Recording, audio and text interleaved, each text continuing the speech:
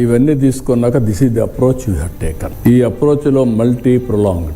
One is clearing pending liabilities, second ensuring welfare, fulfilling promises, focus on development and investments, good governance. ఇక్కడ 3 బడ్జెట్లు పెట్టాం. 3 బడ్జెట్లు మీరు చూస్తే 24-25 correcting budget to recover from shocks of previous regime misgovernance. ఆ year అంతా దానికి సరిపోయింది. 25-26 స్వర్ణ ఆంధ్రప్రదేశ్ విజన్ 2047 తయారు చేశాం.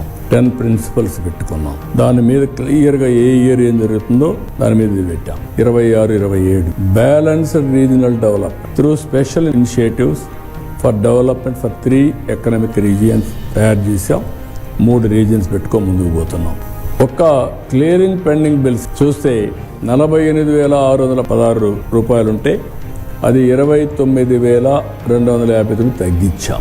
దగ్గర 28,000 కోట్లు పే చేశాం. 29,000 కోట్లు పే చేశాం. క్లియరింగ్ ఎంప్లాయీస్ డ్యూస్ 30,849 కోట్లు పే చేశాం. గ్రాట్యుటీస్ కానీ, CPS contribution, provident fund, APGLI schemes, medical reimbursement అన్నీ కలిపి. థర్డ్ వన్, ఇక్కడ negotiation of loan very difficult. అంటే ఇది ఫేజ్ 1. ఇంకా చేయాల్సిన అవసరం ఉంది. మన ఆర్థిక స్థితిగతుల్ని పెంచుకుంటే, ఎకనామిక్ వైబిలిటీ, స్టెబిలిటీ వస్తే, రేటింగ్ పెరిగితే ఇంట్రెస్ట్ రేట్ కూడా తగ్గిస్తారు. మాక్సిమం దానికి ప్లాన్ చేస్తున్నాం. ఎవ్రీ ఇయర్ 1,100 కోట్లు యాన్యువల్ సేవింగ్స్ వచ్చింది. ఓవరాల్ సేవింగ్స్ 8,269 కోట్ల రూపాయలు ఓవరాల్ సేవింగ్స్ వచ్చాయి.